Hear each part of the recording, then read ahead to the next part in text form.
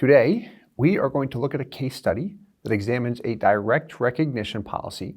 And this is a great video if you're considering a new whole life insurance policy, you're looking at direct recognition, perhaps you're interested in the company we're going to use for this demonstration, which is Guardian, good old Guardian, one of my favorite of the major mutuals.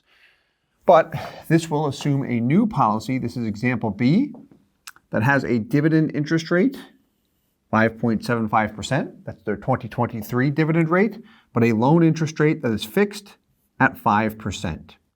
So this will be a great example to see exactly what the impact is on dividends with this direct recognition policy. So what we're going to look at, very similar to the last video, if you had a chance to check that one out. If you have not, that's the example A case study with the older Guardian product. First, we will look at a growth illustration. This is always the best starting point because anytime someone is trying to understand how loans work, what I found to be extremely valuable is first, what does the policy look like if I just maximize the cash value? Just put money in, let it sit and grow, pretend I never touch it, but now I can see what it should look like from a design perspective. And then when I look at loans, compare the two side by side. And specifically, because we're looking at direct recognition in this case study, what's the impact on the dividends? Meaning with the growth illustration, when I never touch it, compared to that same illustration, but now I'm taking a loan and repaying it over a period of time, what is the difference on the dividends? And then also, what's the impact on my overall cash value and death benefit? So let's take a look and have some fun with this one, shall we? So beginning with the growth illustration, here's what we've got. The ledger statement. We've got a policy that is maximized for cash value. Here's our base premium, a little less than 10%, close to 9% of the total payment of $100K per year. But as we look at this, what do you notice? After tax outlay, $100K per year, year one, 100 goes in. Net cash value, just about 88% right out of the gates. There's your total death benefit at $3.15 million. Break-even point, year 4 in this example. Break-even is the first year that your cash value is equal to or greater than your total payments. By year 4, you've paid in a total of $400,000 and you have 403. That's why we refer to that as the break-even. And by year 10, your cash value is $1.163 million. After the 10th year, you have the option to continue to make payments, but we're going to assume you stop altogether. You add nothing else into the policy with respect to premium and PUA payments. The main reason why we did this is because we're going to look at a loan coming out in year 11. You can take loans anytime based on what you have available in cash value, but we're going to look at it in year 11 and then begin to repay that loan. So instead of making premium payments and paying a loan back, we're just going to look at stopping premium payments, paying a loan. You can do it however you'd like, but this does help simplify things just from what we've seen over the years. I know it does for me. So, dividend column. What do you notice here? What's the dividend in year 10? $19,700. And how about year 11? $20,543,000. So 19.7 and 20.5. Keep those dollar figures in mind, and let's look at the loan illustration, shall we? So exact same policy, identical design, identical cash value and death benefit figures the first 10 years. There's your break even of year 4. There's the cash value year 10. Year 11, the cash value is a lot less. Here's why. Annual loan, $1 million. After-tax loan interest, $47,000 and change. What I'll say about this policy has a fixed loan interest rate of 5%. However, the company will apply a discounted rate of 4.76% if the loan interest is paid annually when it's billed. So in this example, we're assuming that he does pay the loan interest every year. He does not have to, but we're assuming he does. And then lastly, why we've got this wacky figure in the net after-tax outlay column. In year 11, we're assuming he took $1 million. So actually you'll see here, $1 million loaned to him. Then he paid $47,000 in change out of pocket. So we've got negative $952.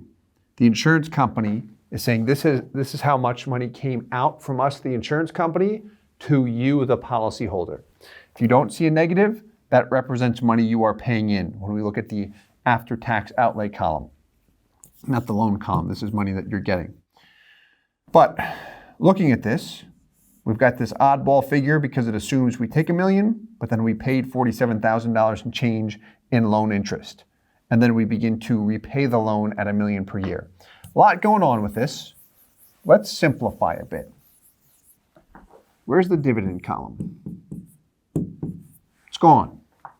I chose not to show it. I'm kidding, we can't do that.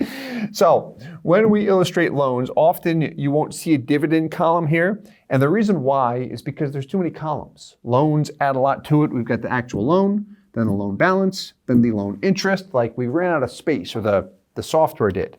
So what we can do is run an additional report which displays the dividends, which is important when we look at the direct recognition treatment. So there it is, year 10. Look at this, year 11. Drops quite a bit. Do you remember what it was on the non-loan example? It was $20,500 and change.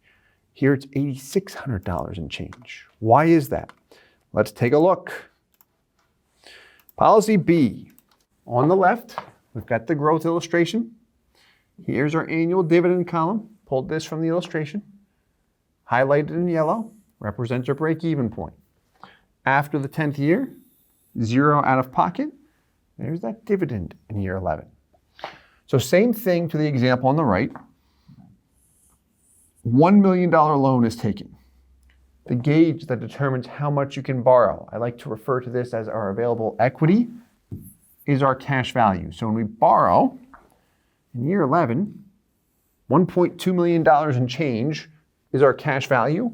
When we take a $1 million loan, here's the remaining cash value that we can access if we wanted to. $197, just about $198,000. What happens to your death benefit? Also drops by $1 million. In this example, it's $1 million and then the loan interest as well.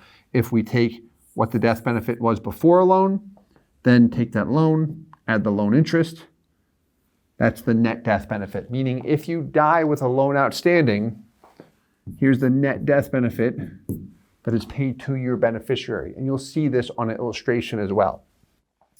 So the death benefit's collateralized when we borrow against it.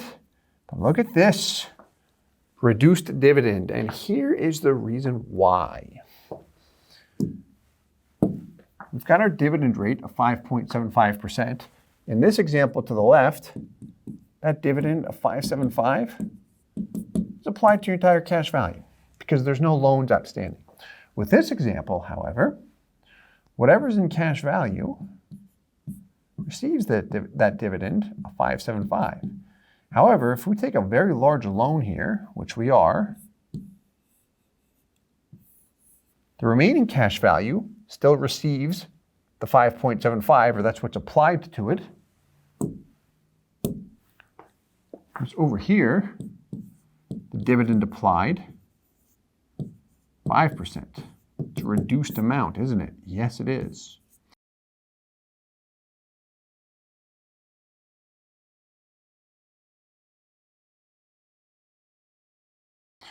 Why I like to use the word applied, why the dividend is applied. You'll notice I said received, then applied. The reason why is just to get back to that topic of this, that the dividend rate is a gross rate. At no point in time will we see the true internal rate of return hit 5.75%. Dividend rate is applied after the insurance expenses and everything that comes with the life insurance policy. But again, we've got other videos on that. I just want to mention that in there because the topic is so confusing to so many people. So let's get to the bottom line here. When we repay the loan, because we repay it at $100,000 per year. We're paying more than that because what we're assuming here every year, we pay the loan interest and then $100,000 toward the principal. So when we repay it at the young age of 60, cash value is 1.717. Death benefit, 3.37 just about. What is it to the example to the left at the young age of 60? 1.8 million, and the death benefit is 3.5 million and change. Dividends are almost equal to each other now. They're getting closer.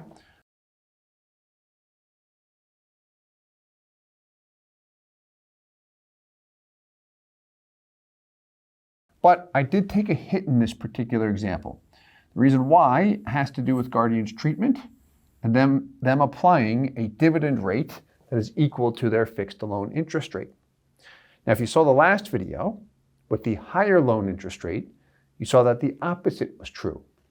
So timing will be important, meaning what's the dividend rate relative to the loan interest rate.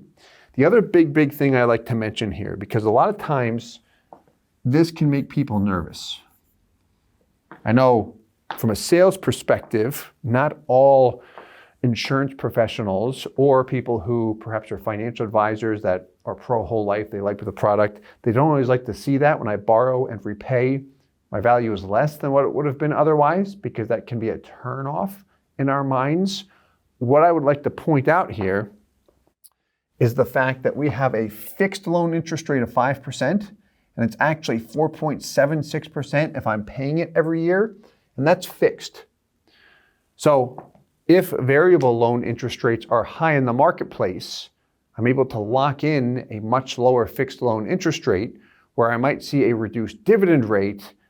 I'm going to offset that with a savings as far as what I'm paying in loan interest. Because remember, whatever I'm paying in loan interest, that is an expense. It's going to the insurance company. I'm not paying myself back that interest rate in any way, shape, or form. But I do like to mention that point. And also, how I look at it is if you're at the quality company, we've always seen them deliver strong actual results. Quality company, to be specific, one of the 4 major mutual companies. So I hope that you enjoyed this video. If you did, please let us know. Please hit the like button. Feel free to subscribe for more. And as always, I do hope that this helps. Thank you so much. Hey guys, Steve Parisi here. If you enjoyed the content you just saw, please subscribe, like, and hit the notification bell for future videos.